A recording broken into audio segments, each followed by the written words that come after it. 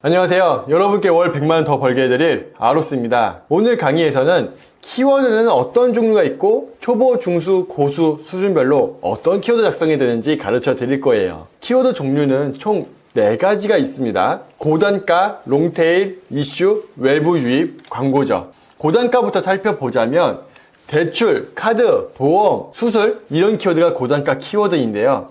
광고를 한번 클릭할 때 50원짜리 광고냐 5,000원짜리 광고냐, 당연히 여러분도 5,000원짜리 광고 갖고 싶으시죠. 고수도 마찬가지예요. 모든 사람은 다 돈을 벌고 싶기 때문에 고단가 광고 5,000원짜리 광고를 원하는데요.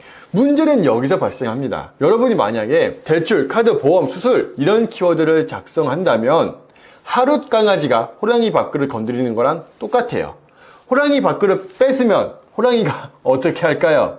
물겠죠? 정말 여러분 물려요. 그냥 비유로 물리는 게 아니라 여러분이 이 키워드를 사용하면 여러분 블로그가 고수들한테 공격당해서 힘겹게 승인받았던 애드센스가 날아가 버릴 수도 있어요. 그러니까 결론부터 딱 말씀드릴게요. 초보 때는 고단가 키워드 쓰지 마세요. 이건 여러분이 중수, 고수가 돼서 나 대출, 카드 이런 거 써도 괜찮다 싶을 때 어느 정도 티스토리에 대한 감을 잡았을 때 쓰는 겁니다. 이런 거를 바로 쓰면 계정 날라가니까 쓰지 마세요. 강조한 겁니다. 두 번째, 롱테일 키워드입니다. 롱테일은 질병, 음식, 경제, 부동산처럼 이런 키워드가 롱테일 키워드인데요. 쉽게 말해서 이번 연도에도 내년에도 또 내후년에도 계속해서 사람들이 검색할 만한 키워드예요. 예를 들어서 감기, 계속해서 사람들이 매년마다 검색하겠죠. 질병이 롱테일에 속하는 겁니다. 사람들이 계속해서 검색할 만한 거, 우리가 이전 강의에서 살펴보면 연말정산도 롱테일 키워드겠죠. 그러니까 오랫동안 꾸준히 갈 수 있는 키워드가 롱테일 키워드다 라고 생각하시면 돼요. 세 번째로 이슈 키워드입니다. 이슈 키워드를 가장 잘 설명하는 게 단풍이에요. 단풍 같은 경우엔 여름에 사람들이 검색을 안 하죠. 그런데 가을엔 또 사람들이 엄청나게 검색합니다. 그리고 겨울엔 또 검색 안 하죠. 이 말은 뭐냐면 사람들이 검색하는 시기가 있어요. 돈 벌 수 있는 시기가 있다는 거예요. 그래서 단풍 같은 키워드는 이슈 키워드고 생생정보통 같은 프로그램도 마찬가지로 이슈 키워드예요. 생생정보통이 반영되고 있을 때는 사람들이 저 식당 뭐야? 라고 하면서 검색하겠죠? 그런데 생생정보통이 딱 종료되고 나서는 사람들이 검색 안 해요. 그 말은 뭐예요? 사람들이 밀물처럼 막 들어왔다가도 방영이 끝나잖아요? 그럼 더 이상 관심도 없고 그 키워드는 그냥 끝나버리는 키워드가 생생정보통이란 키워드, 이슈 키워드라는 거죠. 이렇게 돈 버는 시즌, 그 시기가 있는 게 이슈 블로그입니다. 네 번째로 외부 유입 키워드입니다. 우리가 글을 작성하면 왼쪽 상단처럼 URL, 도메인이라고 하는 이 링크를 주는데요. 이 링크를 가지고 가서 여러분이 네이버 카페든 네이버 지식인이든 어느 곳에든 여러분의 링크를 뿌려주는 거예요. 블로그 홍보한다는 거죠. 그러면 다른 사람들이 들어와서 그 링크를 타고 내 블로그에 들어오고 광고를 클릭하게 만드는 게 외부 유입 블로그입니다. 다섯 번째로 광고예요. 구글이나 네이버에 우리 블로그를 광고한 겁니다. 구글에게 돈을 주고 100명의 사람을 데려온 겁니다. 그때 10,000원을 들였다면 적어도 10,000원 이상 애드센스 수익을 벌면 되는 거죠. 10,000원 들였으니까 10,000원 이상 벌면 그만큼 순수익이 남겠죠? 이런 식으로 운영하는 게 광고 블로그.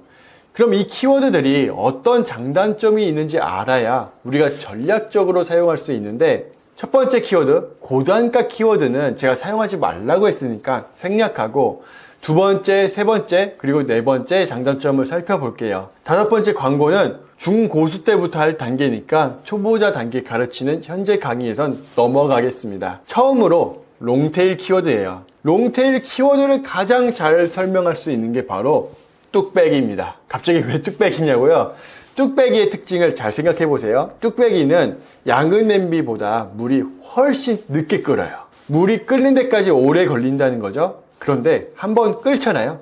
양은 냄비는 불에서 딱 떼면 금방 식지만 뚝배기는 한참 있다가 식어요. 끓는 것도 오래 걸리고 식는 것도 오래 걸리죠. 롱테일 블로그가 딱 이 상황이에요. 롱테일 블로그는 우리가 글을 써서 구글에 노출시키는 걸 목적으로 하고 있는데요. 구글은 한번 노출이 되면 상위에 있던 글이 잘 안 내려와요. 그래서 계속 그 자리에 유지하고 있는 거죠. 그런데 또 단점이 존재하는데 그게 뭐냐면 치명적인 단점이에요. 왜 치명적인 단점이냐면 한번 물이 끓는 데까지 오래 걸린다고 했었죠.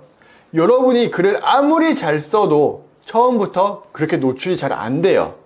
아주 오랜 시간 동안 겪고 나서야 구글에 점점 노출이 되기 시작하고 상위 노출이 되는 거예요. 그럼 얼마나 오래 걸리느냐? 적어도 5, 6개월 정도는 사람들이 들어오지 않고 돈도 못 번다. 이 인고의 시간을 버텨줘야 돼요. 물론 글을 잘 쓴다는 가정하에 말이죠. 블로그로 취미로 하는 거면 아무 문제 없어요. 우리가 사실 돈 벌려고 블로그 하잖아요. 그런데 6개월 동안 돈도 안 되고 허송세월 보내는 것 같은 이런 시간을 견뎌낼 수 있다? 그런 사람 거의 없어요. 그래서 저도 처음엔 롱테일 블로그가 좋으니까 롱테일 블로그 하세요 라고 말씀드렸는데 그렇게 하면 안 돼요. 그러면 초보자들은 따라가다가 지쳐서 다 포기해요. 유튜브 보면 간혹 롱테일 키워드가 정답입니다. 롱테일 키워드부터 하세요 라고 하죠. 그러면 안 돼요. 롱테일로 초보자들이 성공할 수 있는 사람은 1000명 중에 1명도 안 돼요. 999명은 포기합니다. 그래서 제가 여러분들에게 추천드리는 건 바로 수익부터 내세요. 돈부터 버세요.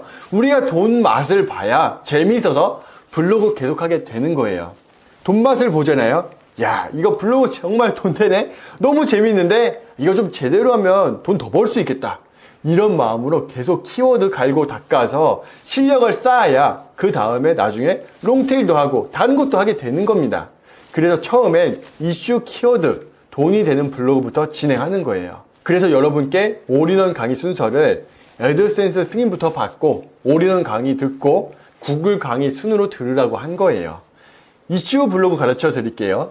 이슈 블로그의 큰 장점, 초보자도 쉽게 돈 벌 수 있다는 매력이 있어요.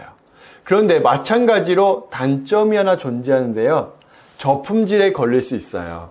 저품질이라는 거는 제가 이전 강의에서 말씀드렸지만 다시 한번 말씀드리자면 다음에 더 이상 노출되지 않는 상태, 이슈 블로그를 운영하지 못하는 상태가 되는 겁니다. 그러면 이 저품질이 왜 걸리느냐? 3가지 이유가 있어요.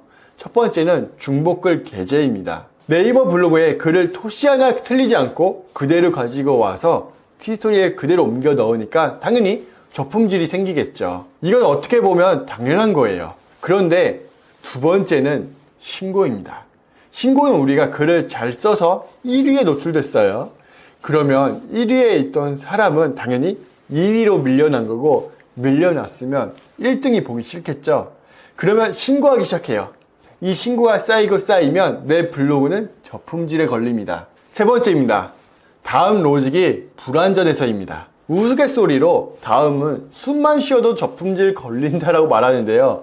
그만큼 다음은 어떤 블로그든지 간에 다 저품질 시켜요. 각 플랫폼에 로직 점수를 매긴다면 구글이 100점, 네이버가 25점, 다음은 5점 정도라고 평가할 수 있어요. 다음은 이 정도로 로직이 형편없어요. 그래서 우리가 내줄 건 내주고 또 취할 건 취하는 겁니다. 그럼 어떤 걸 내주고 취하냐? 내주는 거는 바로 저품질이에요. 어쩔 수 없는 상황인 거죠. 언제나 내 블로그는 저품질 당할 수 있다 생각하는 거고요. 그러면 취하는 건 뭐냐면 다음이 로직 점수가 낮기 때문에 초보자도 바로바로 상위 노출시킬 수 있고 돈을 벌 수 있어요. 이게 우리가 취할 수 있는 장점인 거죠. 그러니까 큰 파도를 보고 공포에 휩싸이기보다는 그 공포의 파도를 즐기는 서핑. 스포츠처럼 우리는 저품질을 즐기고 다음에 낮은 로직 상태를 즐길 줄 알아야 돈을 벌 수 있어요. 그 다음으로 외부 유입 키워드 설명드릴게요.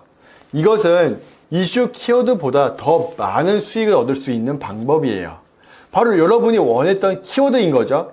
그런데 이게 조금 난이도가 있어요.